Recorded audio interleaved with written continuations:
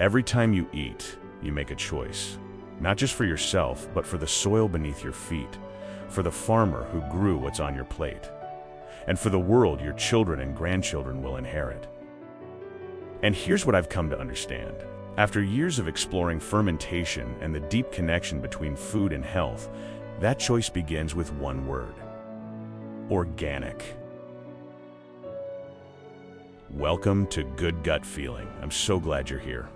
This is a space where we explore the magic of fermentation and what it means to truly nourish and listen to your body.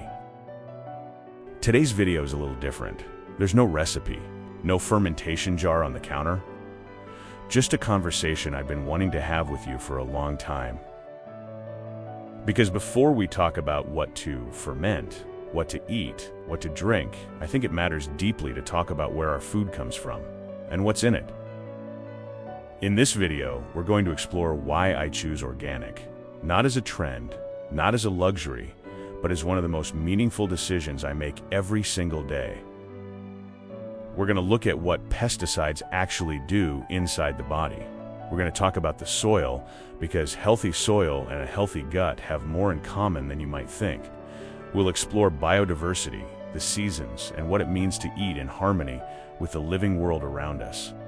And we'll close with something practical, because I never want to leave you with information that feels overwhelming.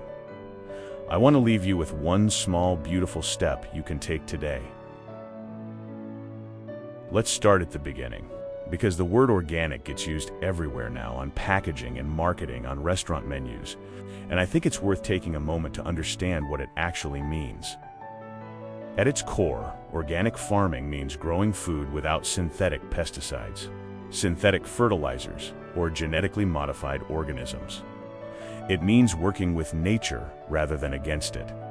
In certified organic farming, the soil is treated as a living ecosystem, not just a medium to hold roots in place.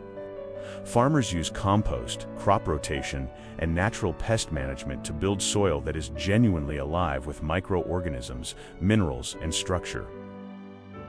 Organic certification varies by country. In Europe, look for the EU organic leaf logo. In the US, for the USDA organic seal. These labels mean that what you're holding has been grown according to strict, independently verified standards.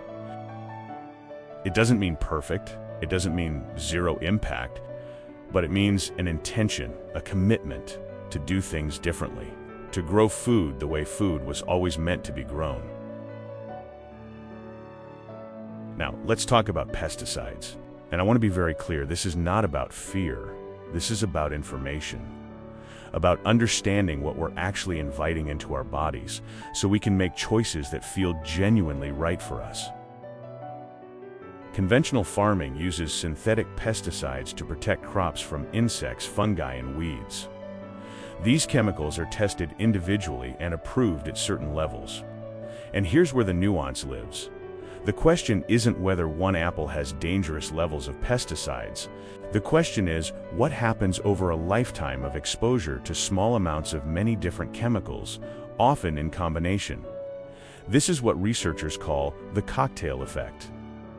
Individual doses may be within legal limits, but our bodies don't experience them individually. We eat breakfast, lunch, and dinner. We drink water. We breathe air. And all of these chemical residues accumulate in our fat cells, in our bloodstream.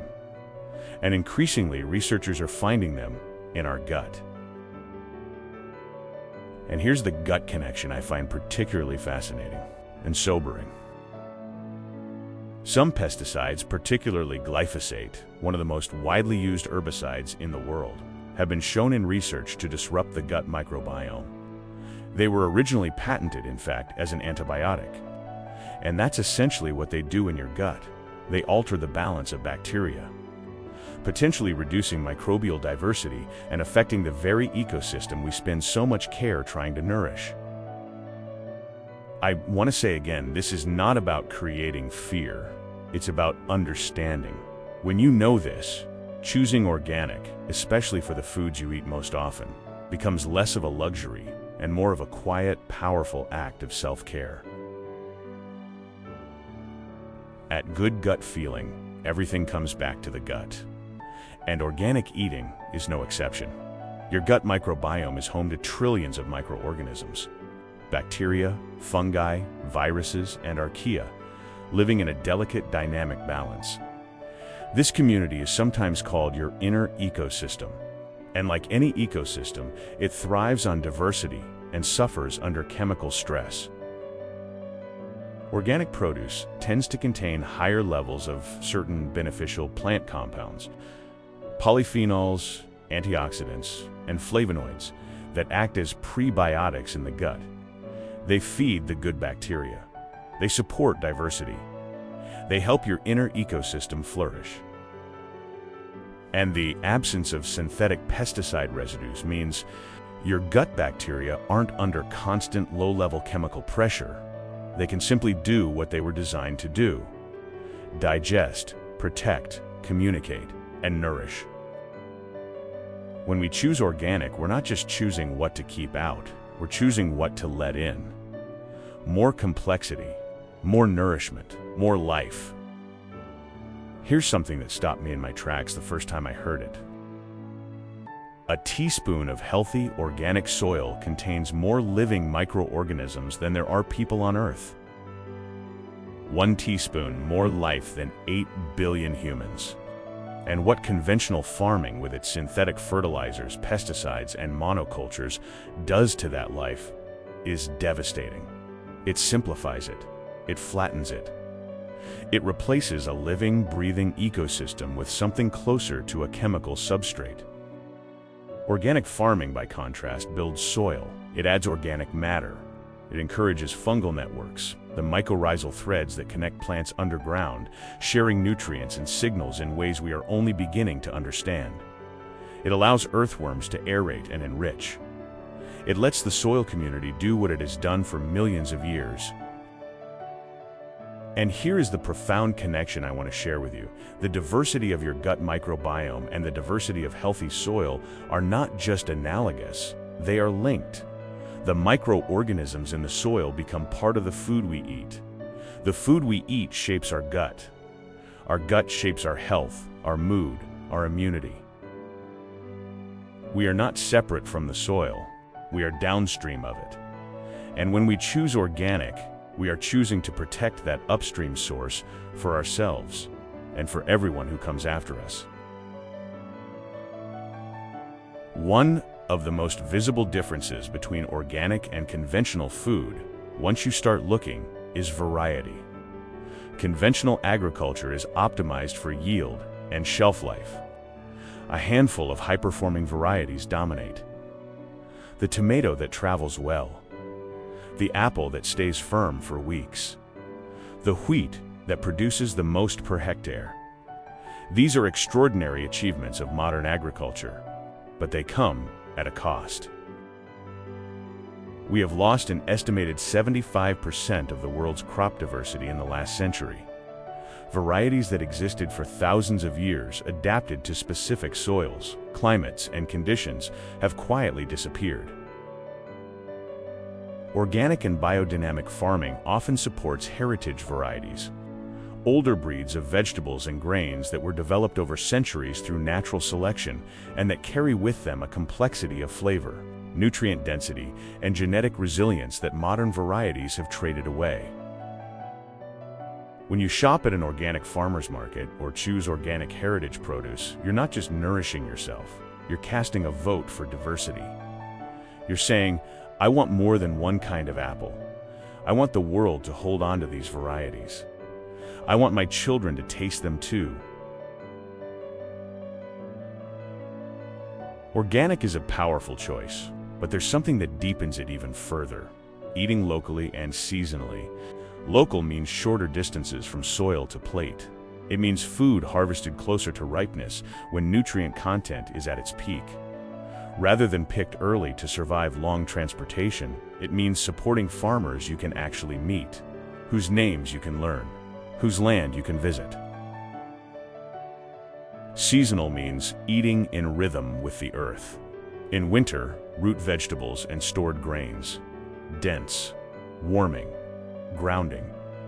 In spring, tender leaves and early shoots, light, cleansing, alive with chlorophyll.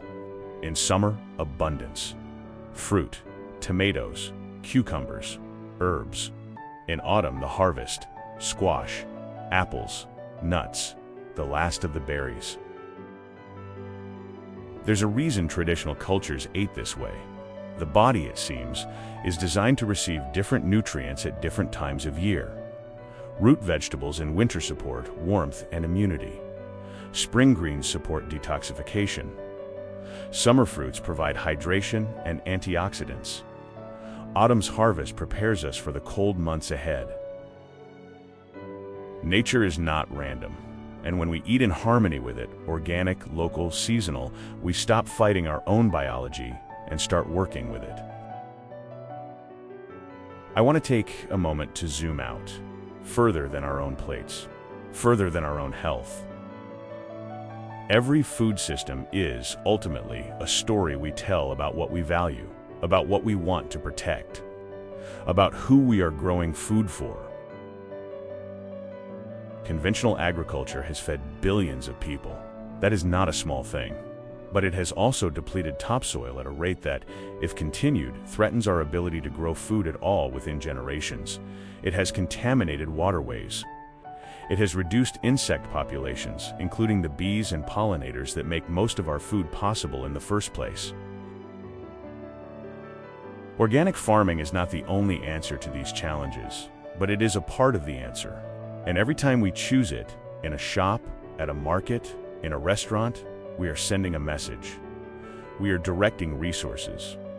We are shaping what gets grown next season and the season after that. I think about the children who will inherit this earth. I think about the soil they will depend on, the water they will drink, the food they will grow. And I find that those thoughts make the choice feel very simple. Now, I promised you something practical, and I mean it. Choosing organic doesn't mean throwing out everything in your kitchen and starting over. It doesn't mean spending twice as much on your weekly shop. It means beginning somewhere and letting that somewhere grow.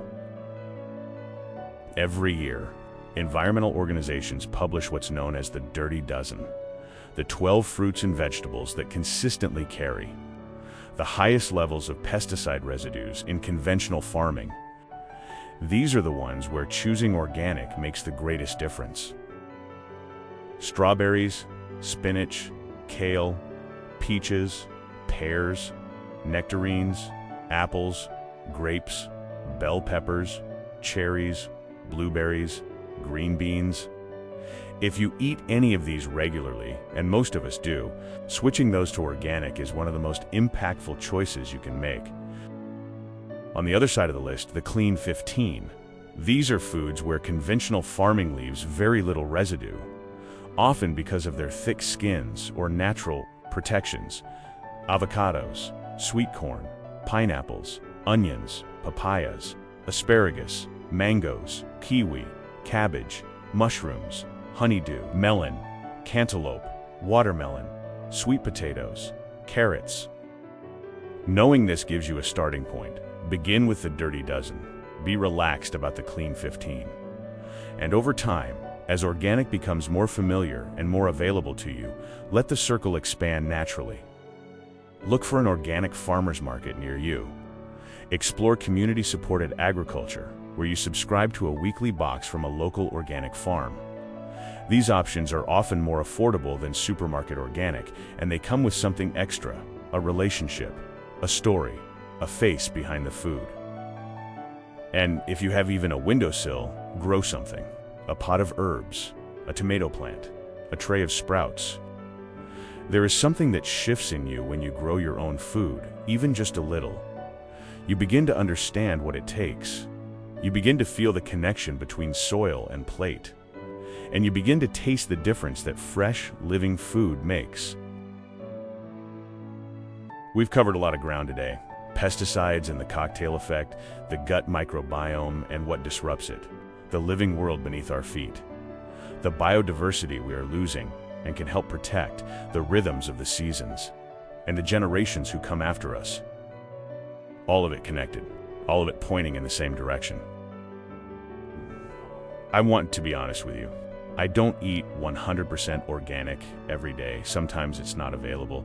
Sometimes the budget doesn't allow it. And I've learned to hold that with grace rather than guilt. Because this isn't about perfection, it's about direction. Every time you choose organic, even once a week, even for one ingredient, you are moving in a direction that is good for your body, good for the soil, and good for the world. And that direction, taken by enough of us, changes things. Quietly, steadily, profoundly. I'd love to know, what does your relationship with organic food look like right now? Are you just beginning? Have you been doing this for years? Is there something that's held you back, or a shift that changed everything for you? Leave a comment below. This is a conversation, not a lecture. And I learn as much from you as I hope you take from me. If this resonated with you, I'd be so grateful if you liked this video and subscribe to my channel. Every click helps this little community grow, and the more we grow, the more we can explore together. Thank you so much for being here. Until next time, take good care of yourself, inside and out.